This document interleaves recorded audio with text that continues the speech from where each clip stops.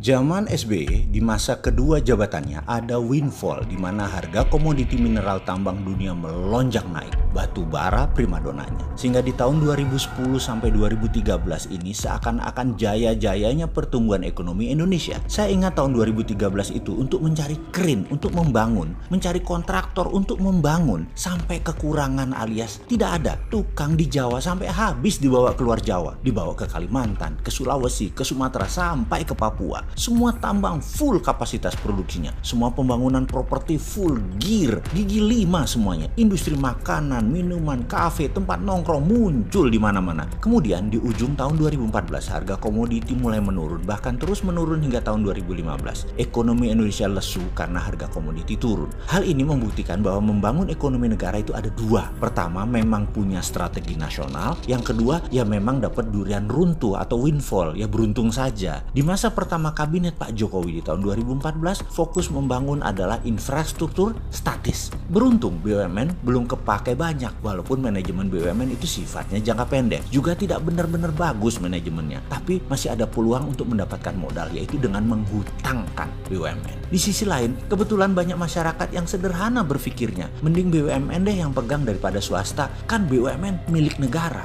Ini pernyataan yang harus diluruskan. Apa gunanya BUMN? Harus paham rakyat itu. Secara sederhana melihat BUMN, kalau membandingkan dengan swasta, perusahaan sebesar BUMN kalau di swasta dividennya bisa 4 kali lipat lebih besar swasta dibandingkan setoran BUMN saat ini ke negara. Lalu dibuatlah sebuah pemahaman kalau BUMN berhutang itu bukan negara yang berhutang, itu korporasi.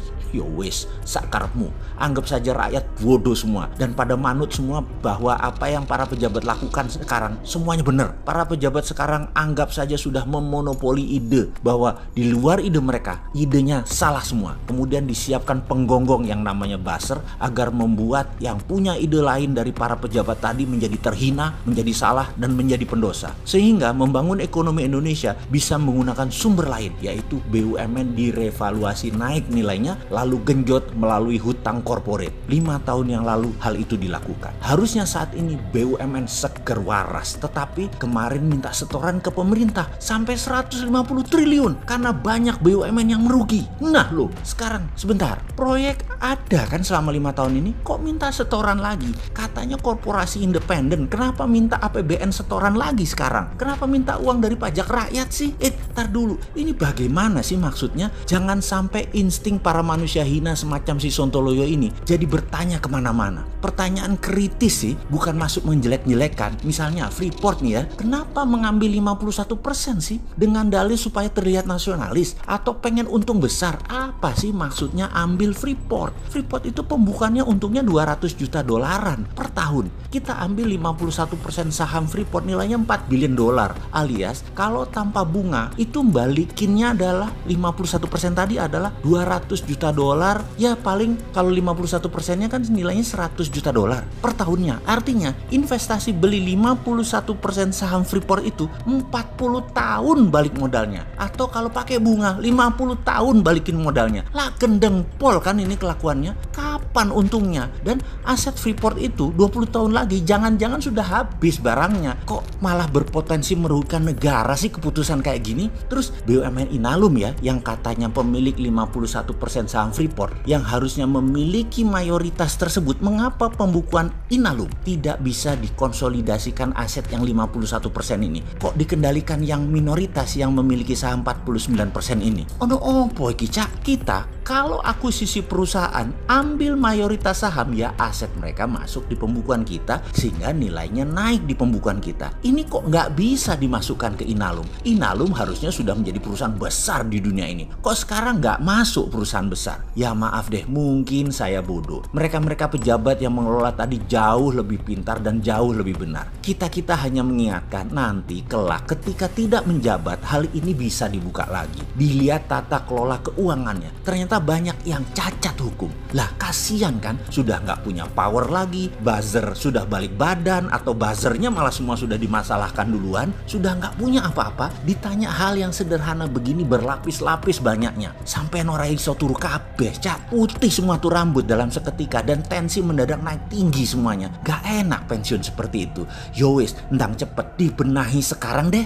Mengapa BUMN karya-karya di masa pembangunan tertinggi saat ini ternyata membuat hutangnya naik dan bahkan ada beberapa yang kesulitan likuiditas? Kok bisa ya?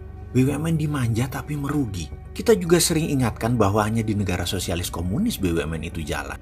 Dan Indonesia kan bukan negara sosialis komunis kan?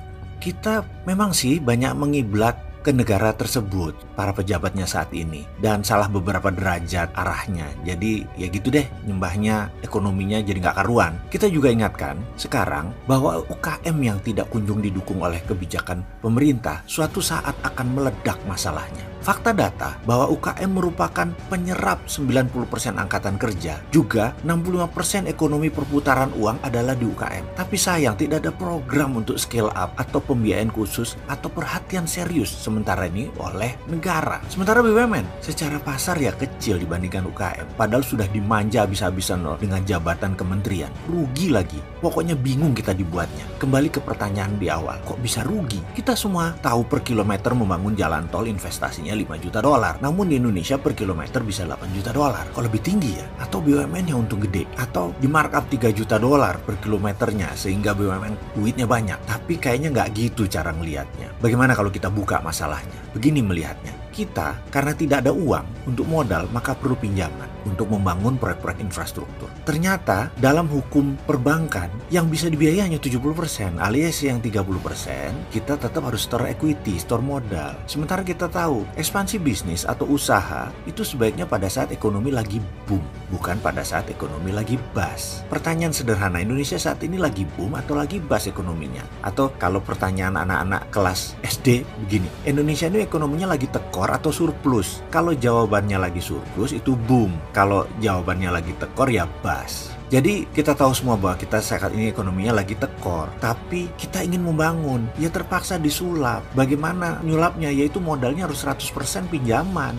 Bagaimana supaya dapat pinjaman 100%? Ya proyek itu dinaikkan 50-100% supaya 70%-nya merupakan 100% dari nilai proyek tersebut dan pinjamnya jadi 100%. Mulai paham? Efeknya apa? Hutang BUMN besarnya haram jadah. Sementara proyeknya kalau terlalu dipaksakan untuk membayar hutang pinjaman 100%, ya sudah nggak pasti masuk. Sementara proyek terlalu dipaksakan untuk membayar hutang pinjaman 100%.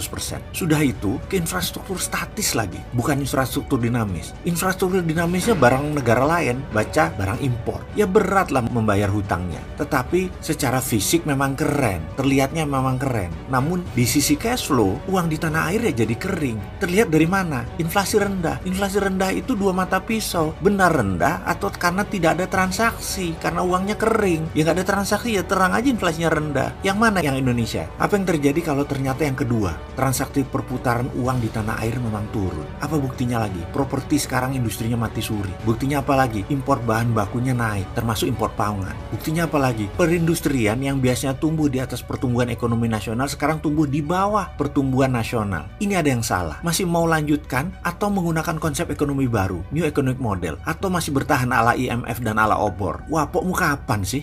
Beda sekali antara membangun dengan kemajuan.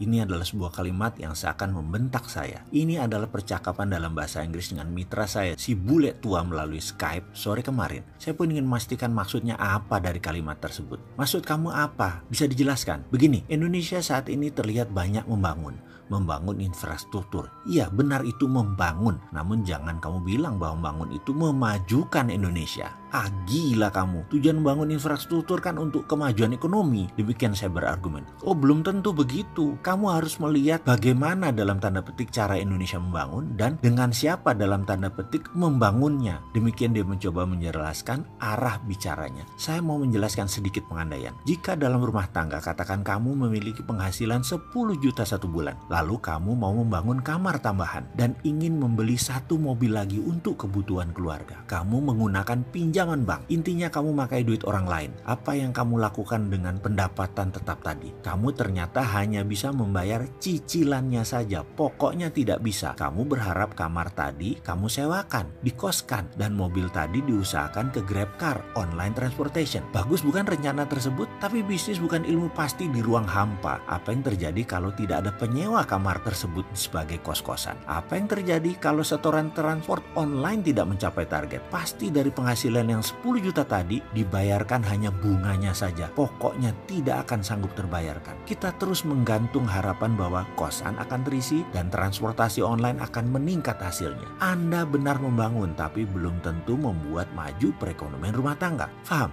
Demikian kalimatnya menekan saya. Mengapa saya merasa tertekan? Karena saya mengharapkan usulan bisnis dan dana budget yang saya ajukan kepadanya diterima olehnya. Dalam kondisi sulit mencari modal di tanah air, maka menggunakan dana pihak luar adalah salah satu solusi yang saya pikirkan. Bayangkan dalam 3 tahun terakhir, angka pertumbuhan kredit turun begitu tajam di Indonesia ini, membuat sulit bisnis berkembang. Bank biasanya belasan persen per tahun tumbuhnya penyaluran kreditnya. Alias kalau tahun lalu 1 triliun, tahun ini ya 1,15 triliun. Ini pengandaian ya. Namun sejak 2014 tumbuh kredit turun, yaitu 11,58%. Lalu di 2015 turun ke 10,44%. Tahun 2016 turun lagi ke 7,87. Dan tahun 2017 turun hanya 4,18%. Di sebuah syarat ekonomi ingin tumbuh di atas 7% per tahun ekonomi nasional, maka kredit dikucurkan harus double, minimum 15%. Ini semua terjadi karena dana bank banyak kepake proyek jangka panjang, jadi kering dana untuk UKM dan sejenisnya. Jadi sarannya bagaimana untuk kemajuan Indonesia? Saya bertanya lagi kepadanya. Dia jawab, kalau usulan kamu tentang TINA, there is no alternatif, tidak dijarankan. Sarankan ekonomi Indonesia untuk memakai tiara, there is a real alternative.